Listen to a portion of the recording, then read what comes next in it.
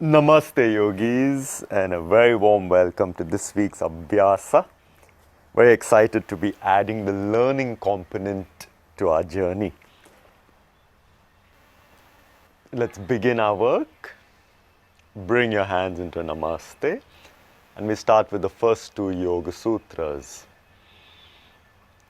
Atha Yoga Anushasanam Yogas Chitta Vritti Nirodha.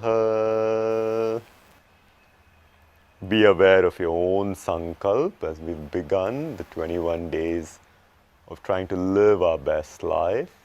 Let's choose our sankalp, stick with it.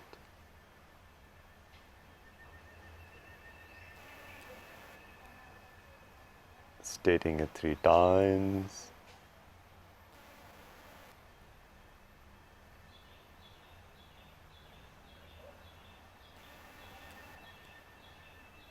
Inhale, stretch wide open.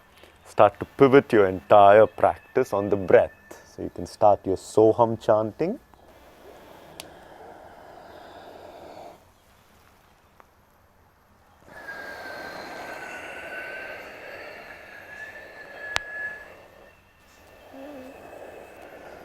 Ujjayi pranayam.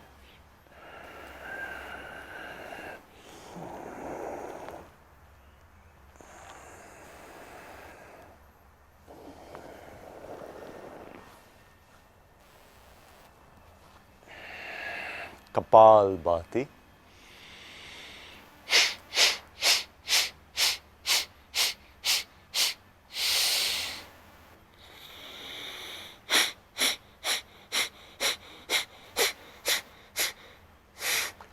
Bastrika, active inhale and active exhale 100 times, the last 10 rapid.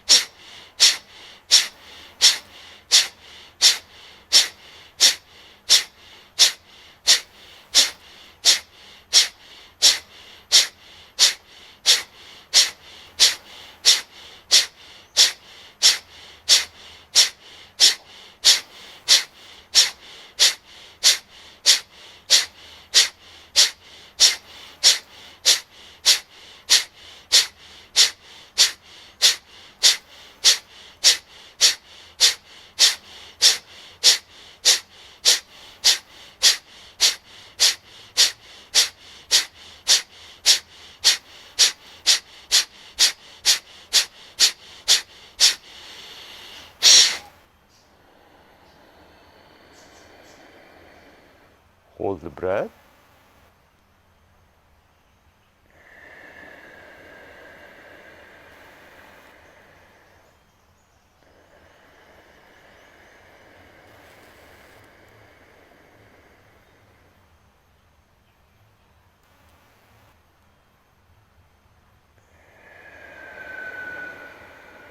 Stretching the neck.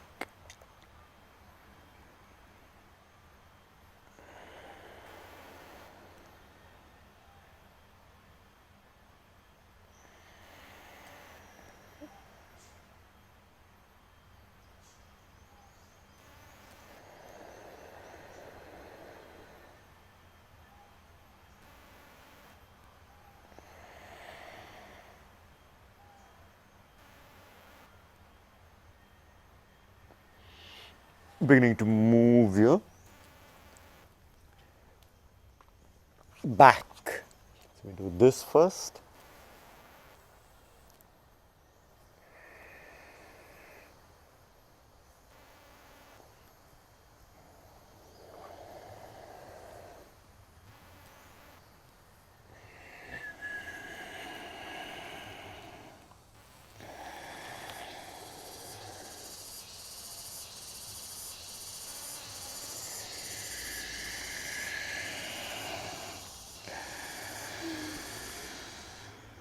From Marchari to Parvat.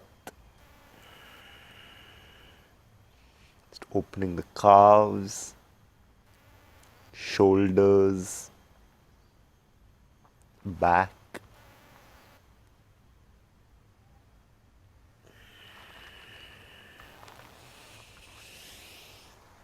to now Agni Sar Kriya.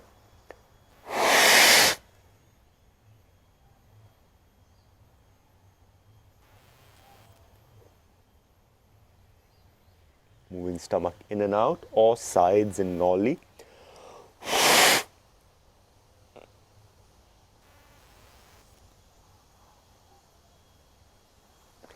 Indandod.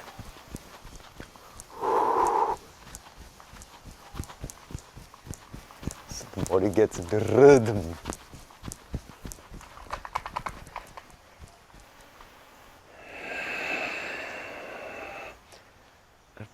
Hips, getting the spine ready for its natural movements, all 6 ranges. Spinal extension.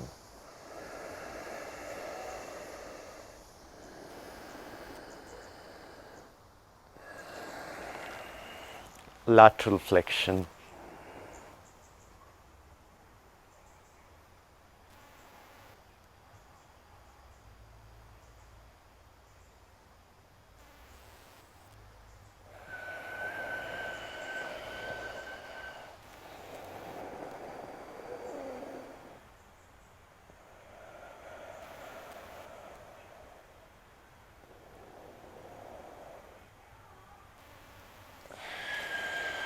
Back extension. Engage the glutes, thighs.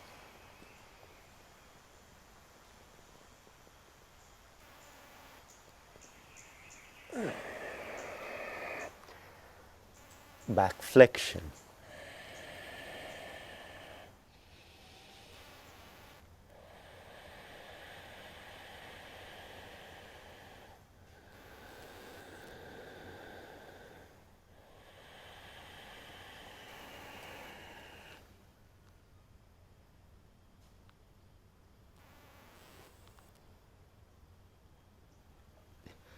Back extension. Engage the glutes and thighs.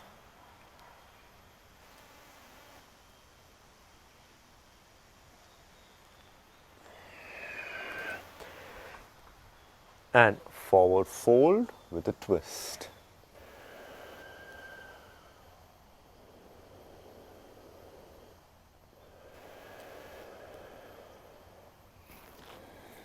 We'll be studying about breathing and mindfulness, so that is why throughout the class we stay pivoted on breath and mindfulness of that.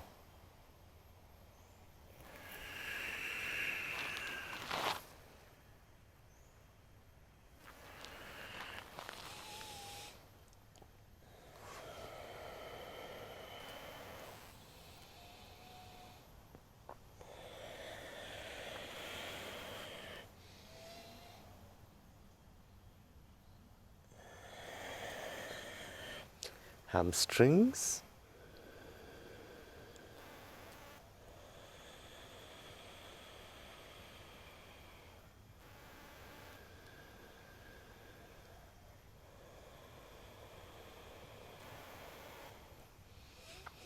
Hip flexor.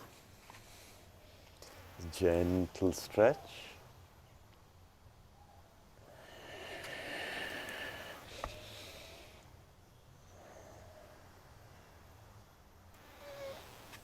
Inner thigh.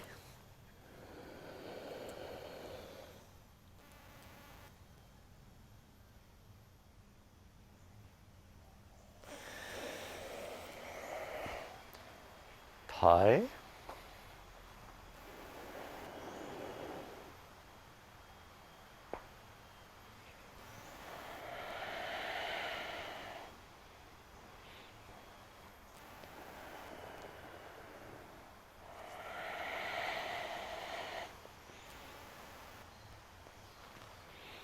We're going to be taking up 21 rounds of Surya Namaskar, 10 classical, 10 with Chaturang, and then a little slow work, and from there we move towards our Vinyasa, focused on opening the hips this week, and balance, of course. Om Suryaya Namaha. Om Suryaya Namaha.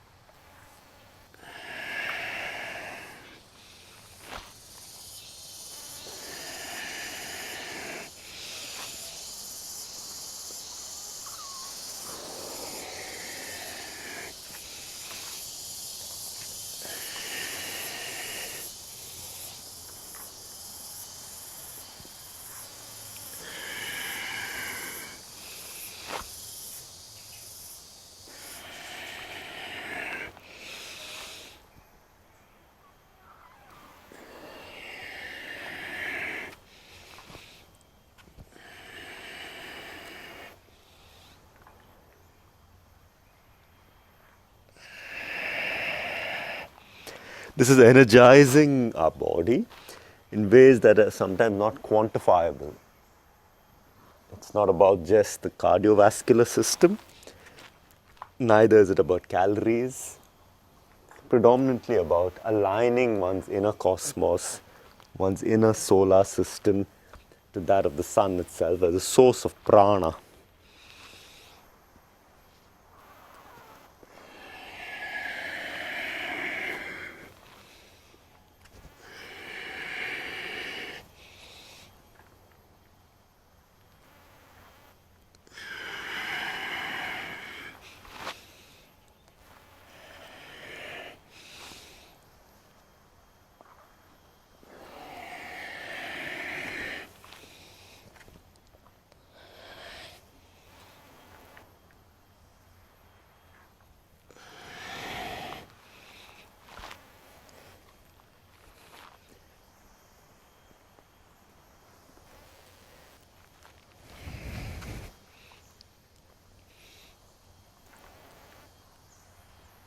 We are halfway through. We've done 10. Now for the next 10, we'll incorporate Chaturang.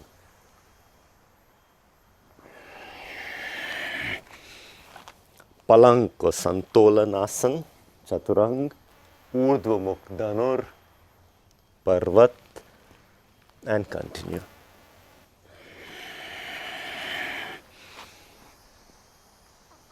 Once the body has got enough movement, then it will start to look forward to stillness.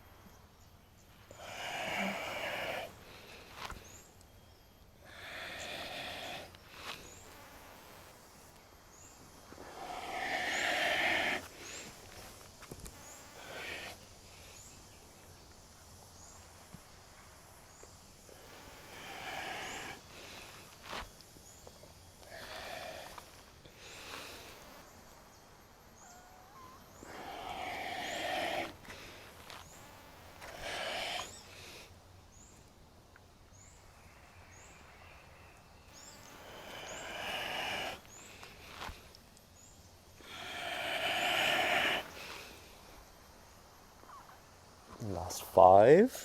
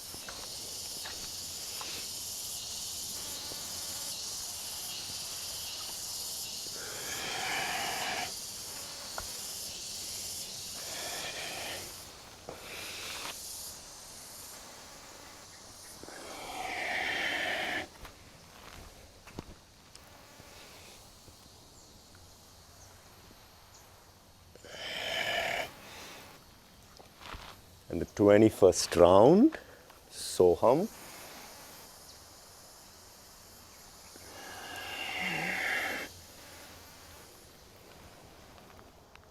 Full deep stretch.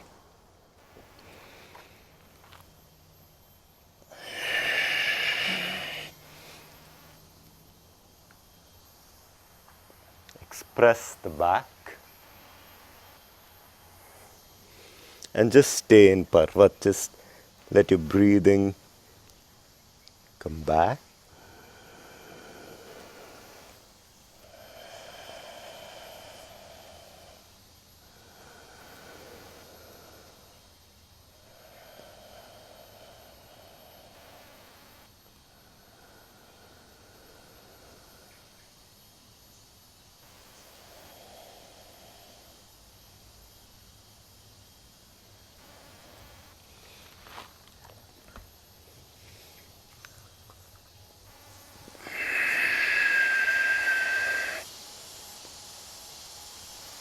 Let's begin by opening out the hips.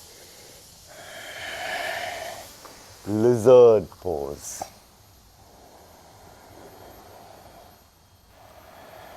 Back knee is more or less straight and you're pushing your heel back, the back heel back. The hip flexor is opening out here. If you sit through the day, it will be very stiff.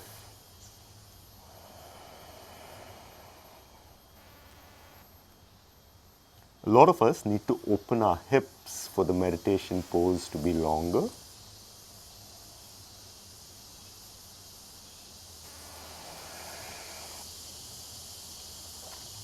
Drop the knee. Anjanaya Asana. Again, hip flexor.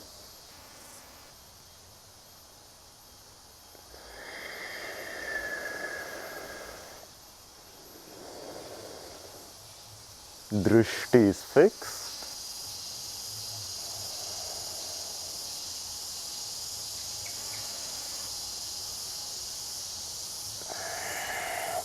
Take the left shoulder across the right hand, across the right knee. Parivrita Parasvakon. This is the only twist we are doing, so stay with it.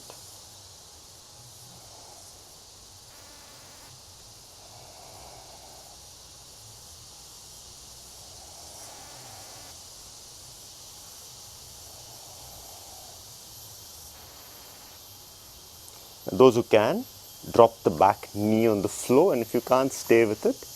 And you can either stay in a namaste, back foot on the floor, and either stay with a namaste or come into this twist lock. Both feet firm.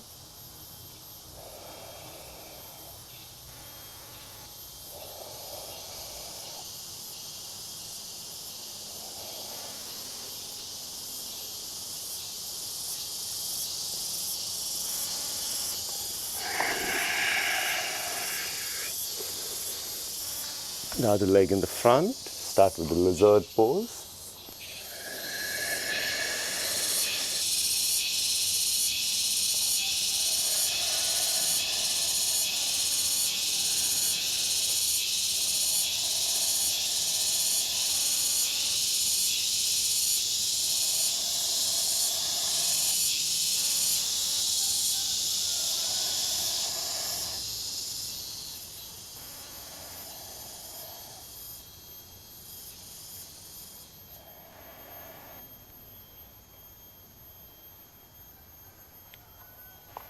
Anjaneyasana.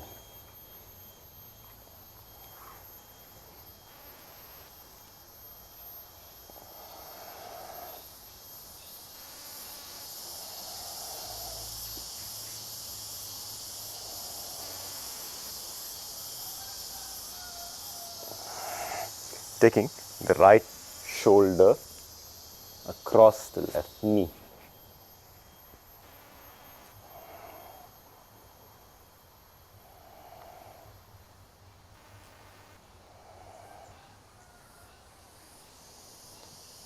Possibly, so either come in a namaste. If you're very comfortable, flatten the foot.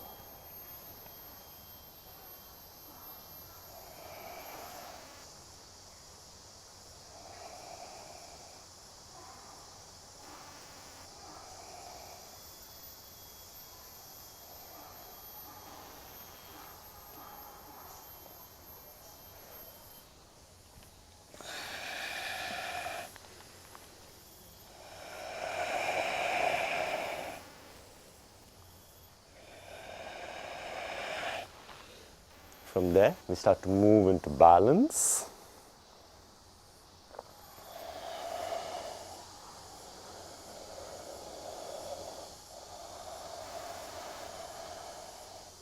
Virabhadra 3.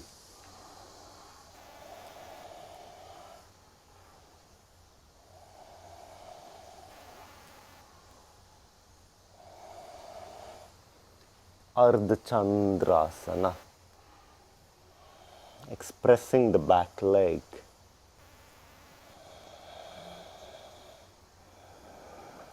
Opening out the back hip. Parivrata Ardha Chandrasana.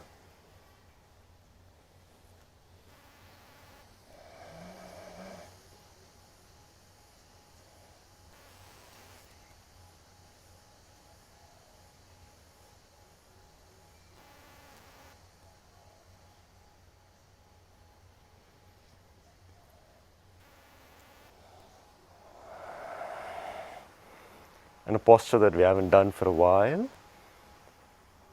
Most elegant balance pose. Dancing Nataraj.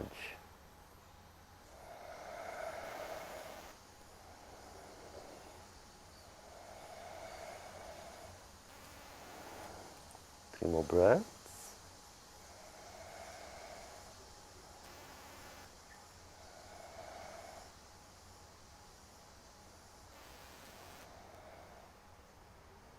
And we'll end in Vrikshasana.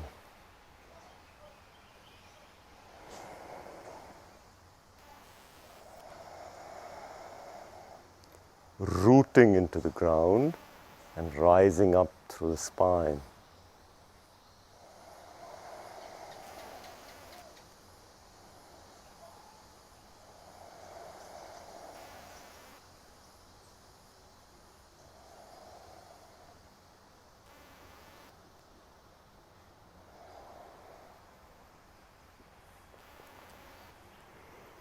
For the other leg, Virabhadra 3.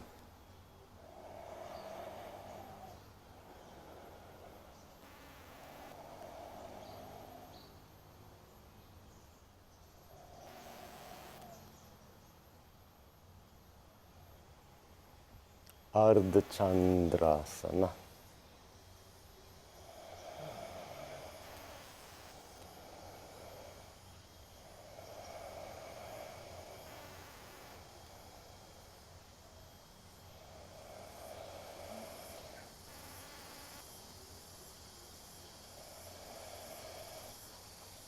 Parivrita Ardha Chandrasana.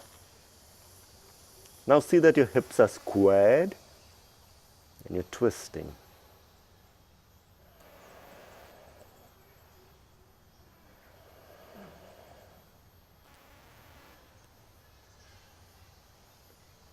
Dancing Natarajasana.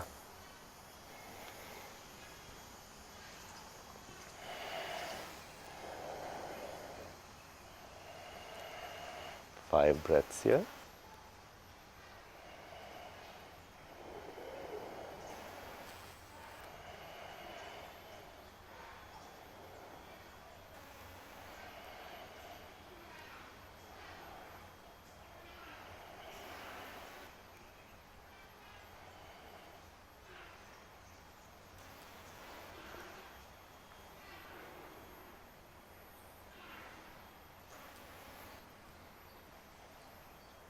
Vrikshasana.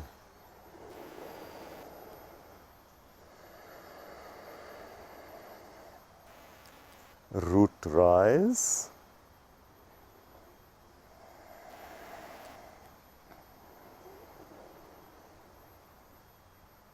Beautiful. Tadasana to complete our vinyasa.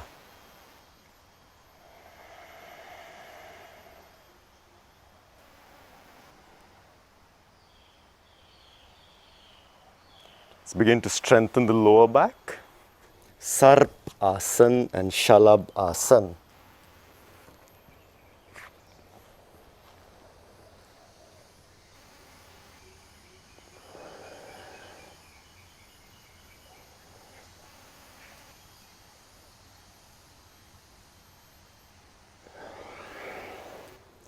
Shalabhasan.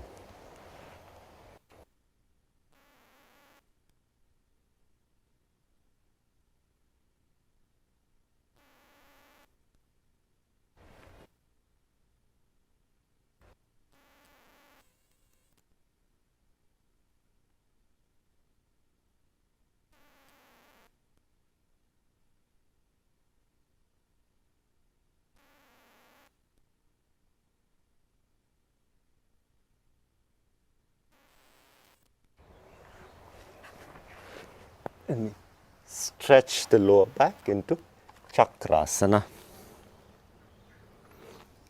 Those who are comfortable in Setu Bandh can stay there. Those who can, we move on to Chakrasana.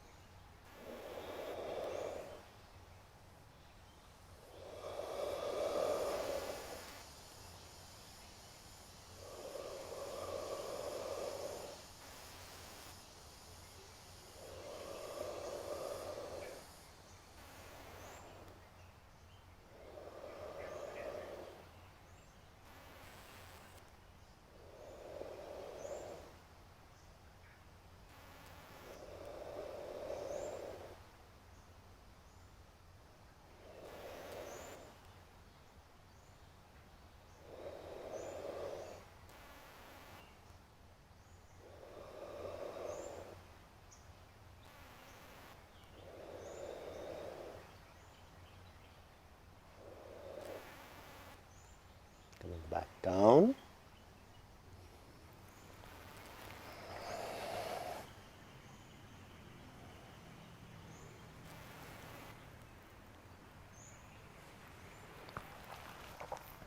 For the next 8 minutes, don't drop your knees.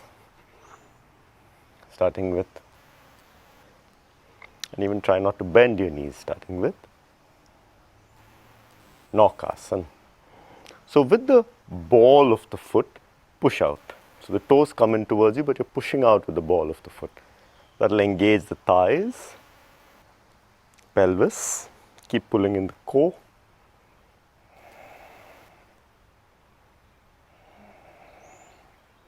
Every time you exhale,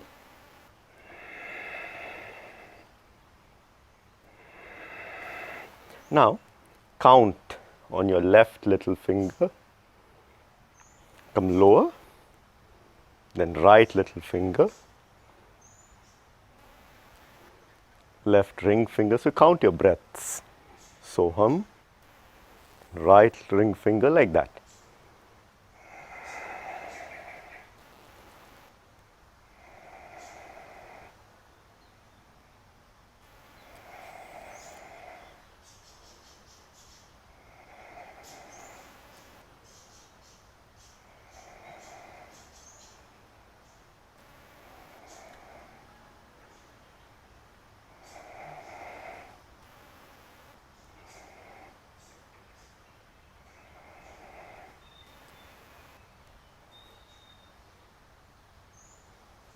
Of course, if there's any pain in the back, you bend the knees, or you can even drop your elbows. Kati Naukasana. Continue counting. Little ring finger, left, right. It's a minute. So about 10 breaths, slowly.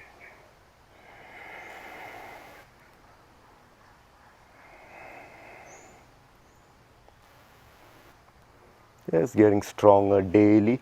As the neuronal connections get strengthened, this becomes a possibility. If you give up today, you'll have to fight it tomorrow. Just stay. It's 30 more seconds. Full focus. This is what we want with Hatha Yoga. Full focus.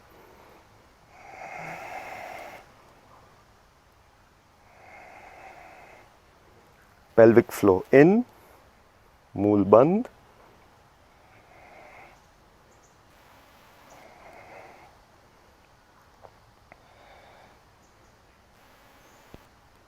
Chain sides.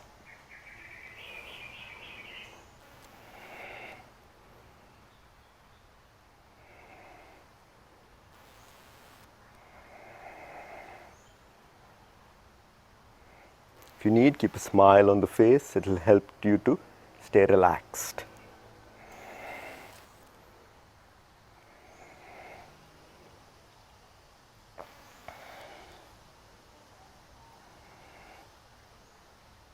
Thirty seconds to go.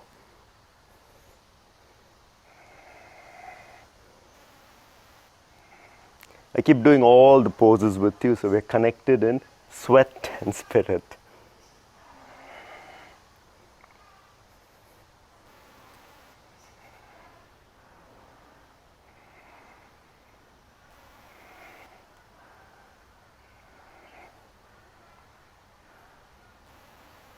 Beautiful.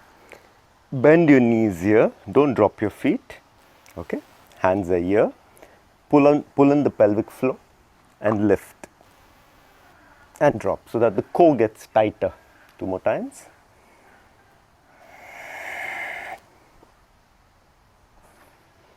Once more. Now, quickly into Chaturang. Grip the mat with your fingers. Pull the mat back towards you. Core is already engaged, so feel the shoulder blades go wider, but pressing on the spine. Push the heels back.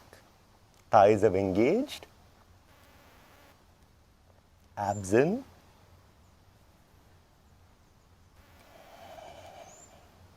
Five breaths.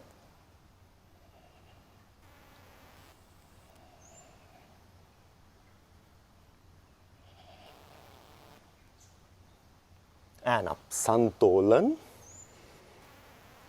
Again, push the heels back, crown of the head forwards. This is the easiest of the core exercises, so it's almost rest for you now. Shoulder blades wide, scapula on the spine. Now navel in, hip little higher, on the toe tips. 30 seconds.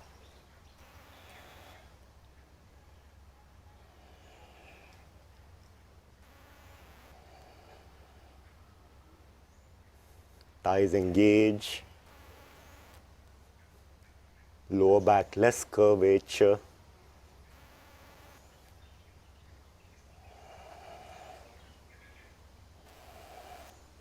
Beautiful.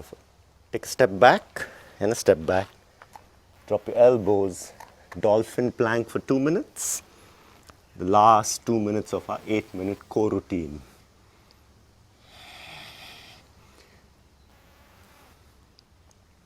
Grip the mat. I hope all of you are slowly training to be able to do the entire 8 minutes without dropping your knees.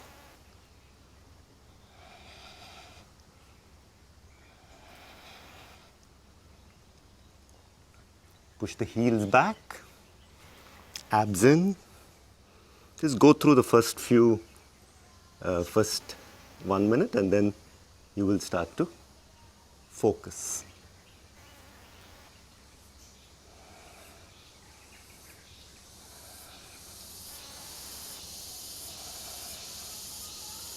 Start to count from the little fingers. So 1 minute to go exactly.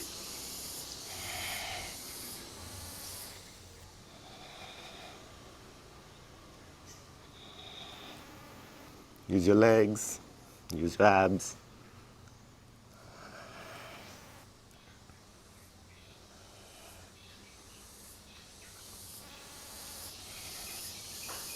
Developing muscle endurance. Focus, 30 seconds.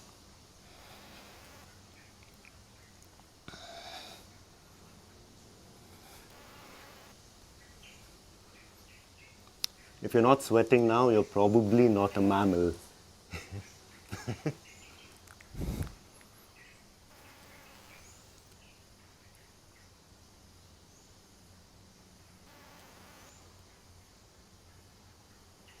Beautiful. Now, don't drop, just walk up. Walk, walk, walk. On your toe tips, shoulder strength.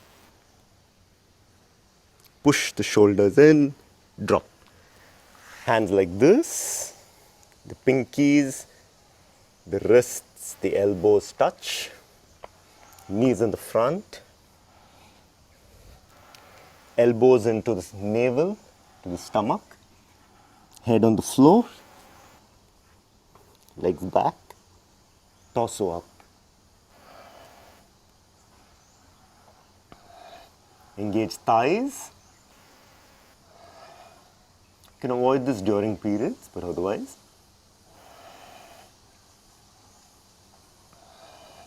Grip the mat.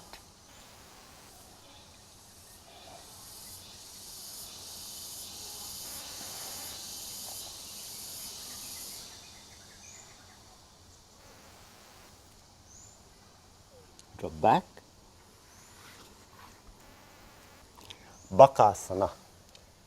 So put your palms on the floor. Grip the mat with your fingertips. Bring the outsides of the shoulder in sync with the inside of the thigh. If you need, you can do it against a staircase and put your forehead on the stair, even for Mayur or a yoga block.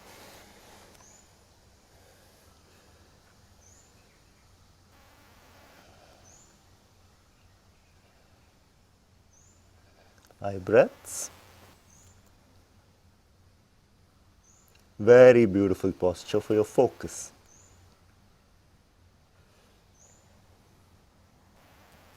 Parasva, side. So turn to one side. A lot of you have asked me how to improve this. Lock the right knee on the left shoulder, the right hip on the right elbow, and slowly lifting up. Once you get a certain amount of comfort, then this opens up for you. So you can start to open the legs like that. You can play a bit. But first, get the comfort there. Other side.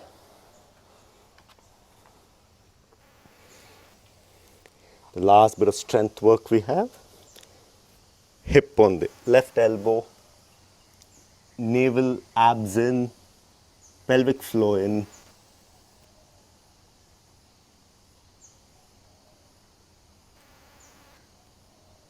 Beautiful. It's just about as much as I can sweat in a kurta. Shirshasana. Now the cool down phase has begun. If you need to be against a wall, please do so.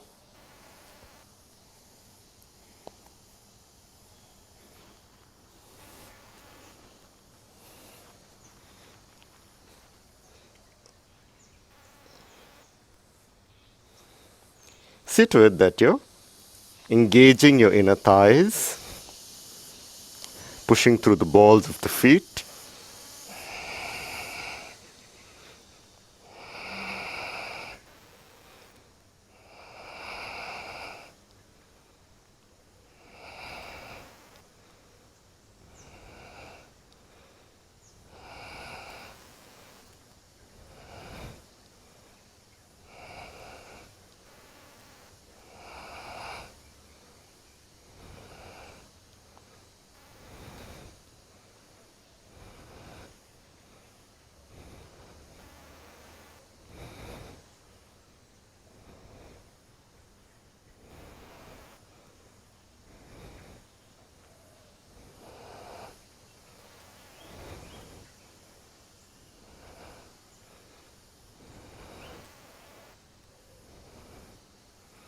The last 30 seconds. Inner thighs, Soham.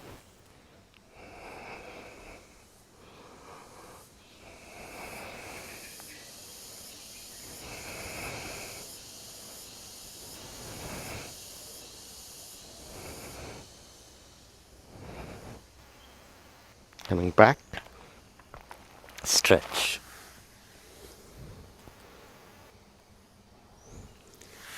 If you have a small blanket, you can put it so that your shoulders are on the blanket and the neck comes onto the floor.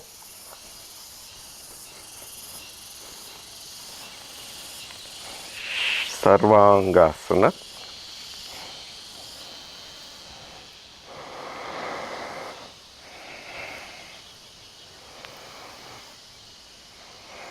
Ten slow breaths.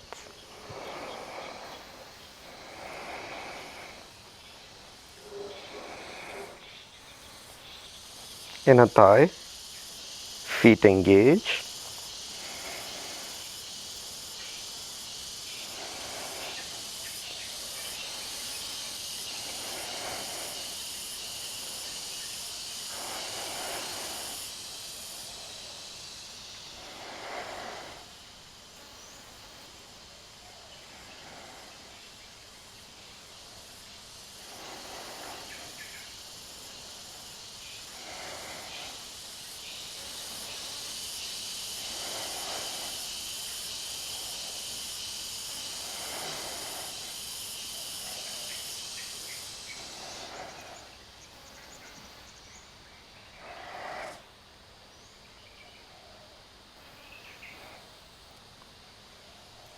Halasana.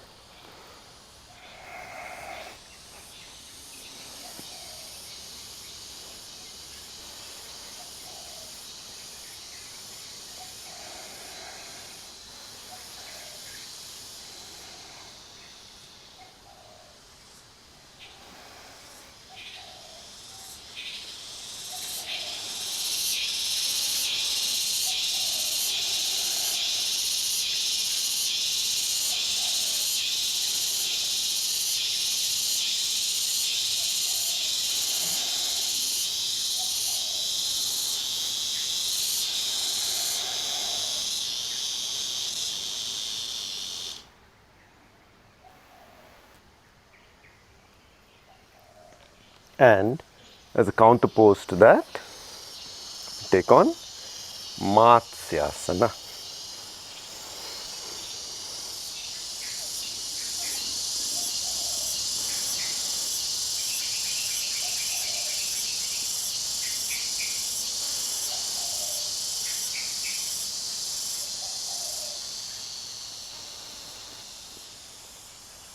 Coming up. Now we're going to work on the hips, and it's a very, very critical component of what we want to do.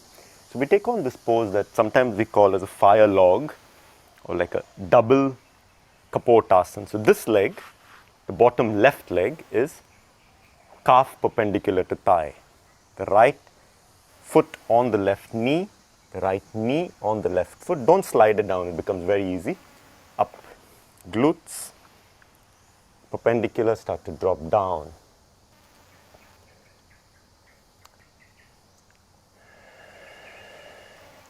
Just melting your heart. You're going to do this for 2 minutes, other leg for 2 minutes. This is our forward fold.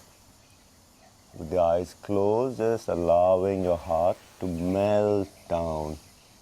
And keep walking your fingers forward. I want you to lengthen your spine, almost as if you were leading with your chin, forehead. So you want the heart to come to the legs, not the chin, not the forehead, but the heart.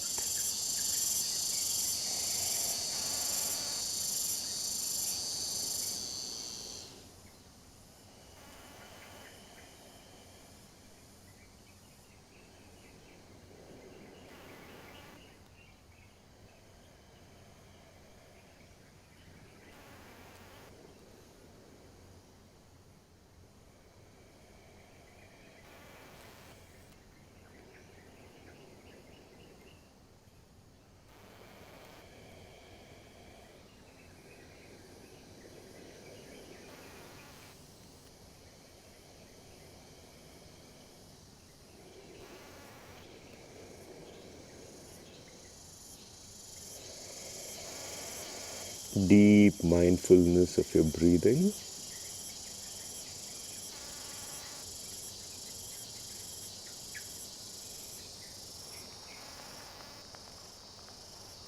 And change. A lot of our language idioms come from the physicality. So, if you say such and such person was such a tight ass, means they're very stiff, they're not spontaneous. You'll find that in the physicality. It's very important to understand this body-mind connect. Never use the word body alone or mind alone. Always say body-mind. Language plays a big role in your understanding of who you are to articulate. It's always, my body-mind is stiff at the hip, and I'm going to do this to flex it.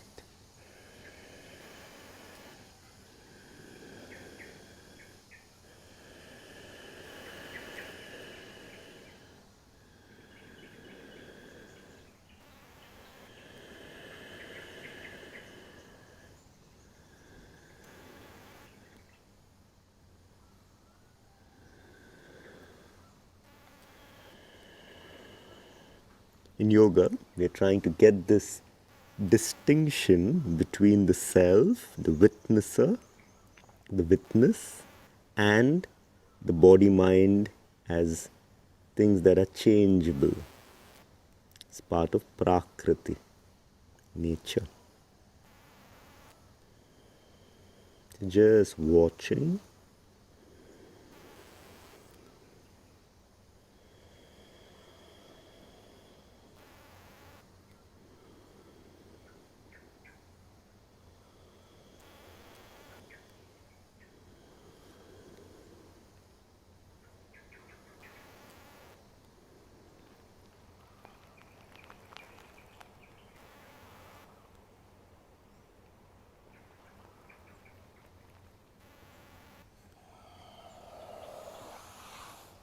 Stretch both your legs out, glute out, navel in, with the balls of the feet push forwards.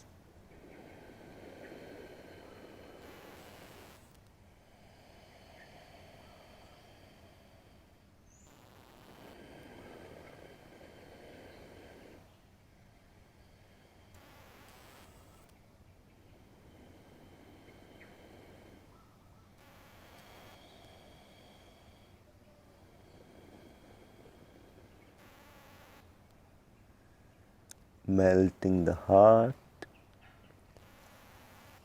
Lovely. Knees bend, counter.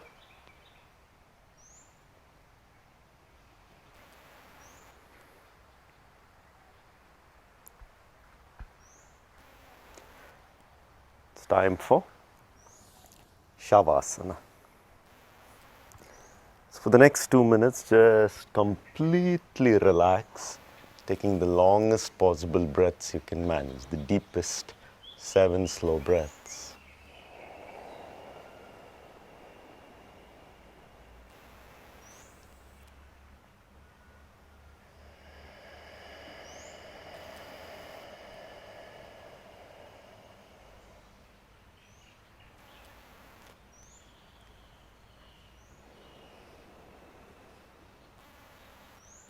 Exhale all stiffness, tension, worry out.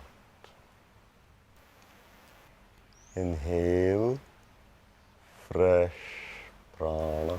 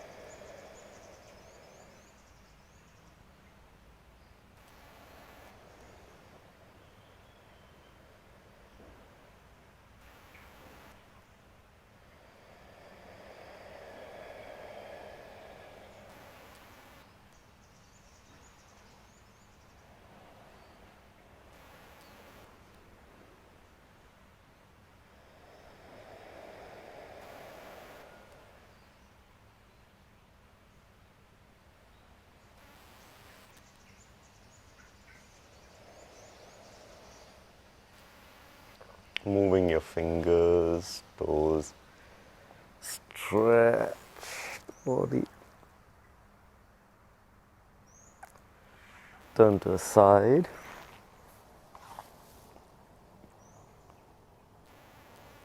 Wow. Now the body has slowed down, the mind has slowed down. You need that little bit of a laconic attitude, slightly ease in being. Siddhasana, Padmasana, Sukhasana.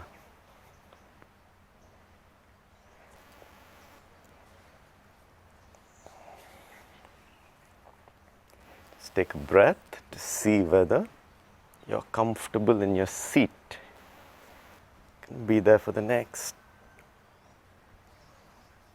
20 plus minutes, 30 minutes rather.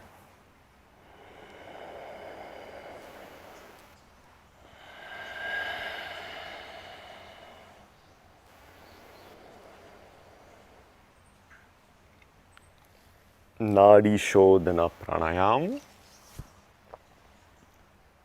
I'll count for the first 2 rounds. Inhale left, so. Antar Kumbhak.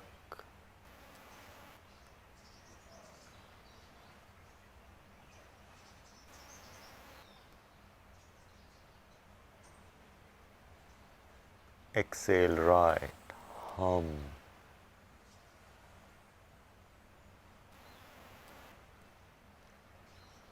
Bahar Kumbhak.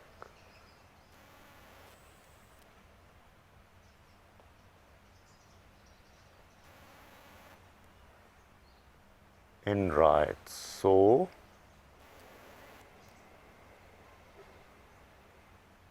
Antar Kumbhak.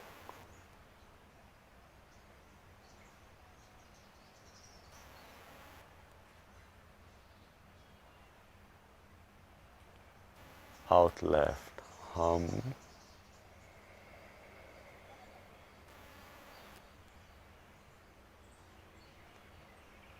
Bahar Kumbhak.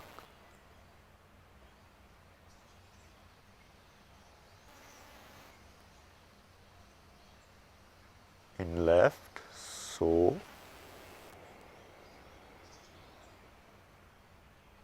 Antar Kumbhak,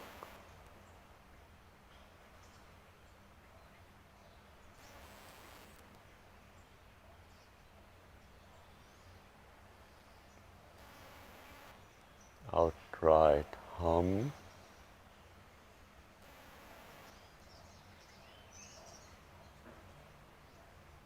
Bahar Kumbhak,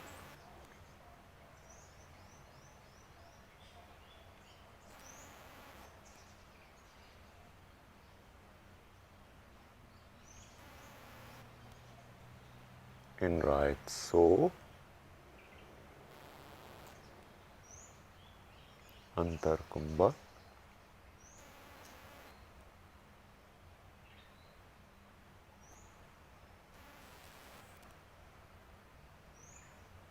out left hum,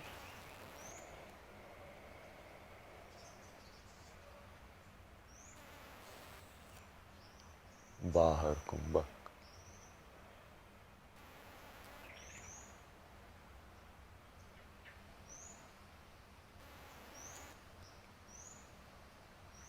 Continue on your own. You've got 6 more minutes.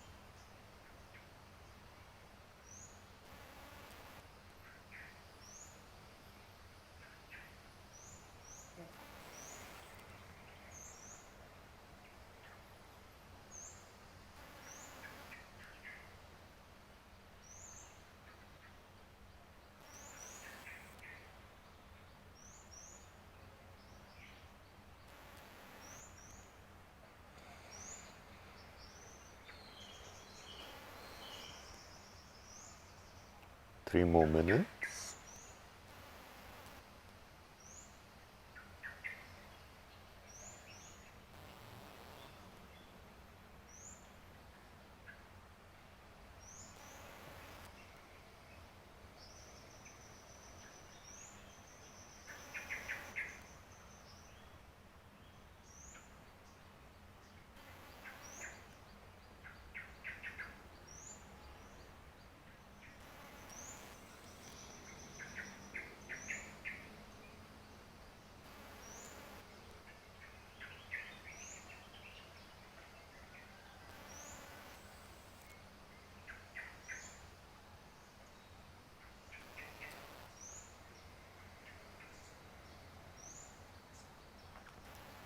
stay with Soham chanting.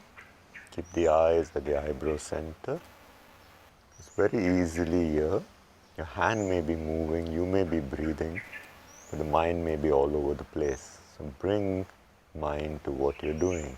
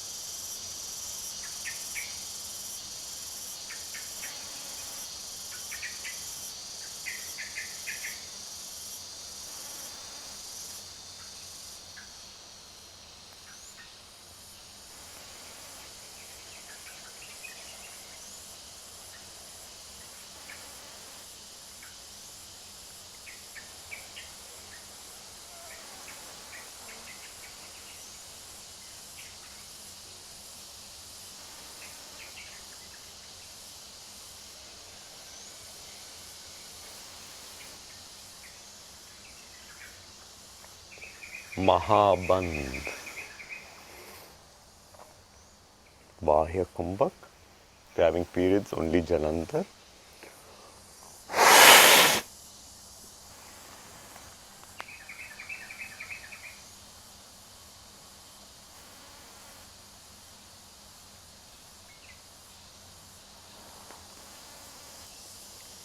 Drawing the pelvic floor but focusing on the navel going.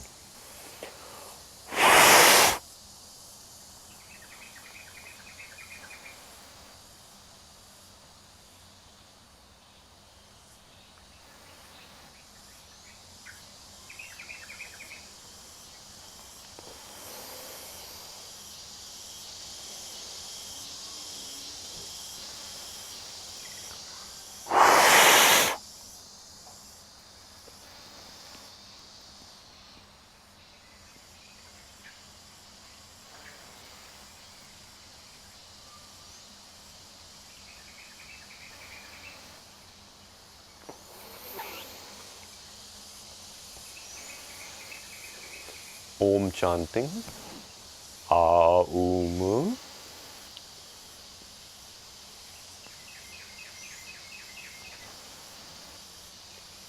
14 rounds.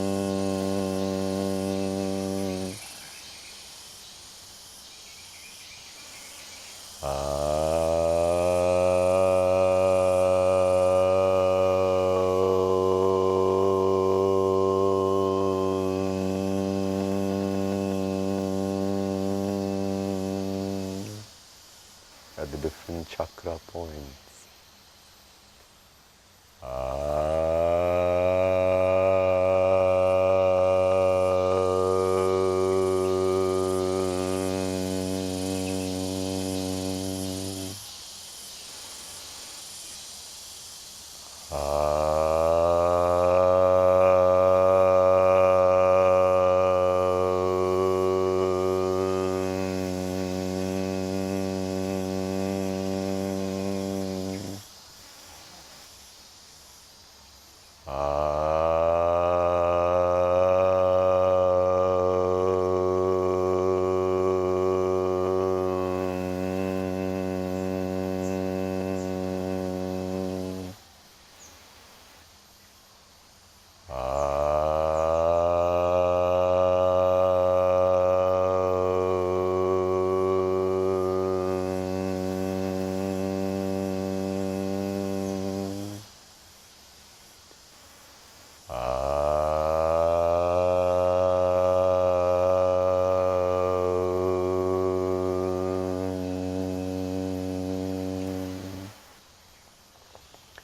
the hands in prana mudra, sitting the next 7 minutes.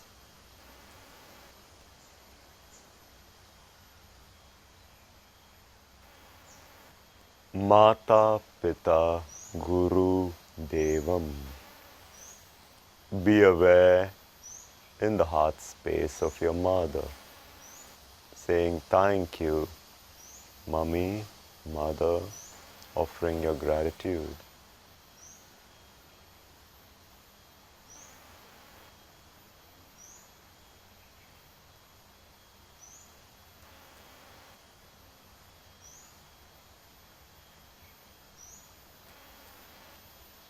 Be aware of your father, father figure, Papa, offering gratitude.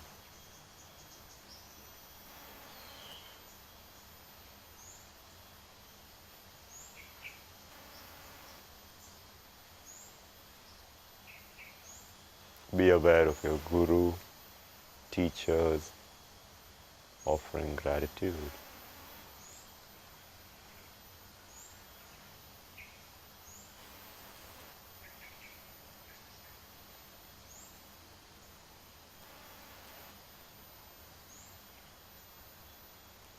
Now, this week, be aware of whatever you consider to be the Lord, God, anything, any particular person, anything at all that is the Lord for you. Patanjali uses the word Ishwar, and therefore yoga is not atheist like Samkhya, but introduces Ishwar, that special self, as each of us is a transcendental self, but Ishwar is that special self beyond cause and effect. While yoga is about distinction between self, Purusha and Prakriti, yet introduces a special self beyond cause and effect, beyond time, whose sound is pranava, Om. Reflecting on your own idea of God, Devam.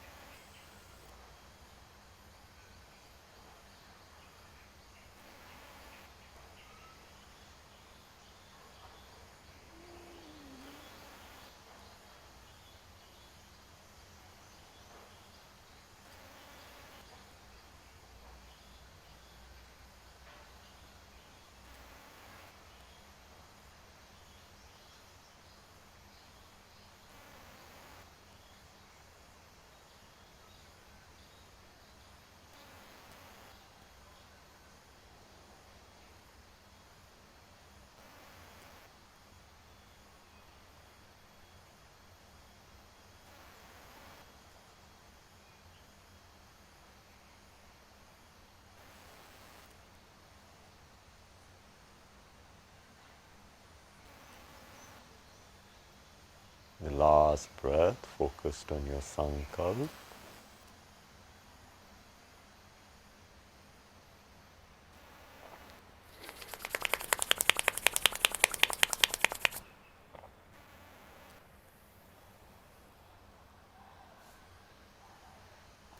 Namaste. Our learning for this week is centered on prana. The closest English word to prana is livingness. There's a quality of prana in the food that we eat, in the air that we breathe, in ourselves. It animates life. It is this prana that animates the entire cosmos. My friend is here. I'm obviously saying something right. So in this prana, the 4 ways in which a person sources prana is through sleep. That's why we've been focusing on sleep so much. Food, and we'll start to bring that into our training.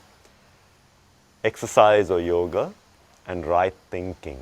So it is mandatory that all of these work together. When we talk about prana, it's very important that we understand that the human being in yoga is defined as having 5 koshas, sheaths. What you can see is my Anandamaya Kosha, physical body. A little more subtle to that is my Pranamaya Kosha, energetic sheath. More subtle, Manomaya Kosha. These thoughts can be measured on a machine. You can see it in hertz, so therefore they exist as energy currents. A little more subtle to that is Vijnana or Vijnanamaya Kosha. V, special Jnana, knowledge, intuitive body or psychic body where you have psychic experiences. And the last is Anandamaya Kosha. The art of yoga is like peeling an onion. You go from the gross body to the subtler prana, subtler manomaya, mind, even subtler intuitive, and the most subtle bliss body. In the Pranamaya Kosha, prana is conducted through the body through nadis. Nadi means a river, to flow. And these flows are said to be 72,000 nadis. All of them pass through Nabhi Chakra, the solar plexus, the Manipura Chakra, and therefore when you want to treat the whole body, you put a bit of oil, for example, in Ayurveda, in the navel, because then it goes through the entire nadi system. Or, now please understand, this is not the nerves. The nadis are not part of the physical body, they're part of the prana body. And so you have an energetic imprint, which can be seen as an aura by people with certain sensitivities, sensitivity in their vision. It can also be seen by machines nowadays, Kirlian photography. Of these nadis, 3 are significant. Pingala, that moves through the right and ends here, starts from the right, and Ida, goes through the left and ends here. As you've seen the symbol for medicine, the staff of Caduceus, has these 2 intertwining snakes. Where they crisscross are the chakras, one on the right, one on the left. At any given point of time, a human being breathes predominantly from one nostril. I'm breathing from my right chest now. It's almost in balance because we've done Anulom Vilom and meditation. That is the reason why we do Nadi Shodhana. When my right is functioning, my sympathetic nervous system is functioning, and it doesn't allow Shushumna to rise. When my left is functioning, Ida is functioning, it doesn't allow Shushumna to rise. When they balance each other through Anulom Vilom Nadi Shodhana, Shushumna can rise. So why do we work on pranayama? Tasmin sati shwasa prashwasyor gati vikshedaha pranayama. Patanjali tells us that pranayama is the holding, the retaining of breath. So kumbhak. Kumbhak, as you know, comes from kumbha, a pot, to be able to contain. The ability to contain one's breath is pranayama. Why is this significant? First, let's start with mindfulness. Mindfulness is just the simplest way of using breath. It just treats breathing as a mind process. Mindfulness comes from the Buddhist practices. Buddhist practices, apart from the deeper tantric Buddhist practices, most of the Buddhist practices are psychological in nature. So they will work with mind. They don't work, so we can say body-mind. They don't work predominantly with prana. It's not as, at least the practices that have come down to us are mainly psychological, as the Buddha's Eightfold Path and so on and so forth. So in terms of mindfulness, it's actually a misnomer because the Buddhist practice is called as smriti. Smriti means a remembrance, to constantly remember who you truly are. Now you forget who you are and you behave through the day based on limited identities of who you may be. But smriti is that mindfulness. Today we use that as being mindful of breathing. Breathing is just the process to be ultimately mindful of who you are. When you continue with your mindfulness of breathing, so just watching, inhalation, exhalation, slowly you'll find it will get slow and rhythmic. You go from about 15 breaths a minute to about 4 or 5. You end up getting less oxygen, but because you're breathing and holding the breath, kumbhak, and then exhaling, the ability for the gaseous exchange is much, much more pronounced. There's enough time for the oxygen that's gone in through the nose, through the trachea, into the alveoli sac, to then go into the bloodstream, to be then taken to the heart and then pumped out from the left ventricle to the rest of the body, systemic pump. And for the carbon dioxide to come out from the blood and breathe out, and then that blood's taken to the heart and then pumped again. And therefore, this process of breathing, if you can slow it down, it gives enough time for the oxygen to go in and the carbon dioxide to come out. It's more effective and therefore you are more energetic. It's a misnomer that we get all our energy from food. When you're hungry the next time, just breathe deeper and you'll find that you become energetic again. You get more energy from prana. In the Kali Yuga, which is supposed to have started with the death of Krishna, in this Kali Yuga, in this eon, man is said to get his prana from food. And therefore, we get so many problems with food-related issues. Almost every issue, from obesity to diabetes to heart conditions coming out of obesity and stationary lifestyles, food seems to be the worst killer. It opens us up to all these kind of problems. So getting your food right is important in terms of prana. Getting your breathing right is important in terms of prana. And getting your sleep right. In terms of breathing, I challenge you to do this. Through your working day, put an alarm every 1 hour, just for 1 minute. So put your alarm at 9:59, 10:59, 11:59. For 1 minute, if you can do 2, even better, but at least 1 minute in an hour, when the alarm goes, just breathe in and slowly in and out with your hands in prana mudra. It will make your work day a lot more productive. I try this myself and I love it. It allows you to be focused and not get lost in work and have a bird's eye view of what your working day or your work project is all about. So being able to take that step back is the entire art of meditation. And why keep it to just while you're meditating? Take it into every facet of your life. Let your work become your meditation. Your relationships become your meditation. Your time with your children, your life, your play, everything becomes a meditation. For that, you'll have to pivot life on breath. It'll take a long time before you can constantly watch your breath, at least 1 minute in an hour. When the alarm goes, just sit, breathe in and out, and please let me know by the end of a week, by the end of next week, whether this was useful for you or no, to become more mindful through the day. This is the practical aspect that I want to share with you.